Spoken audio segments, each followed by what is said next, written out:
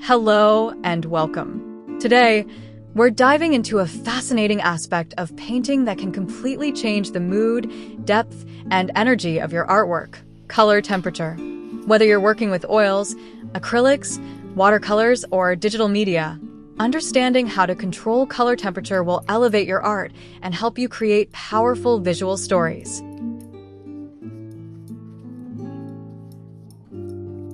But first, what exactly is color temperature? In simple terms, color temperature refers to the warmth or coolness of a color. Warm colors like reds, oranges, and yellows evoke heat, passion, and sunlight. Cool colors like blues, greens, and purples suggest calm, distance, and shade. But here's the nuance. Every color has a temperature range. You can have a warm blue and a cool red, depending on how much of another hue is mixed into it. So mastering temperature isn't just about choosing red or blue, it's about subtle shifts and how you use them. Let's get into practical techniques to help you control color temperature in your own artwork. 1. Understand your palette. Before even touching your canvas, take a close look at your palette. Split it into warm and cool versions of primary colors. For example, cadmium red is a warm red, alizarin crimson is cooler. Ultramarine blue leans warm. Cerulean or phthalo blue is cooler. Cadmium yellow is warm. Lemon yellow is cooler.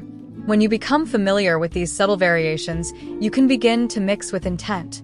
Practice mixing a warm and cool version of each secondary color, like warm greens versus cool greens, and observe the difference in feel. 2. Use temperature to create depth. One of the most effective uses of temperature is to create depth in your work. Warm colors tend to come forward. Cool colors recede.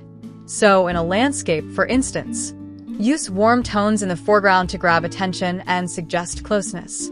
Cool tones in the background help push areas back into space, enhancing the illusion of distance. This contrast can guide your viewer's eye and create a dynamic composition. 3. Shift temperature within a single object. Adding subtle temperature shifts within a single object makes it feel more alive. Take a simple portrait. Even if the skin is primarily warm, adding cooler shadows and warmer highlights mimics how light naturally behaves and brings the subject to life. The same applies to still life, flora, or abstract forms. Temperature variation adds depth and movement.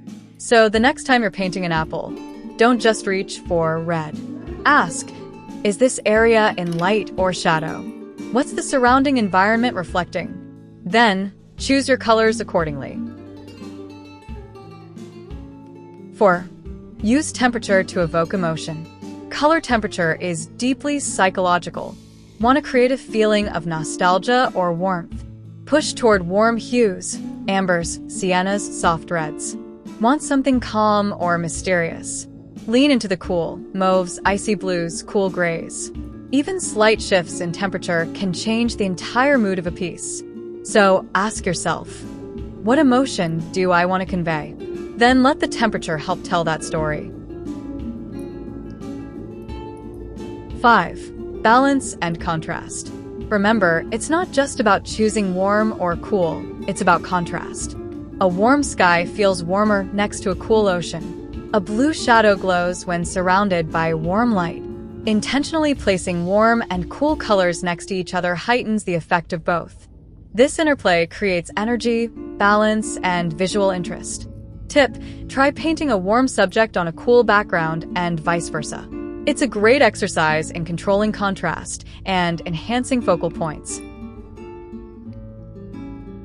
6. Use a limited palette to gain control. Sometimes, too many colors can be overwhelming. Limiting your palette to just one warm and one cool version of each primary helps you gain control. It forces you to mix more, observe more, and make intentional temperature choices.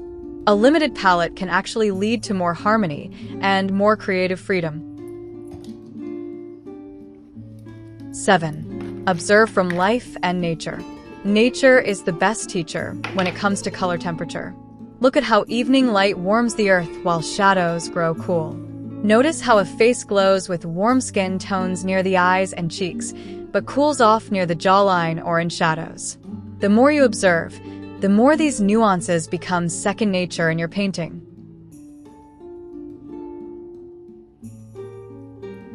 Final thoughts.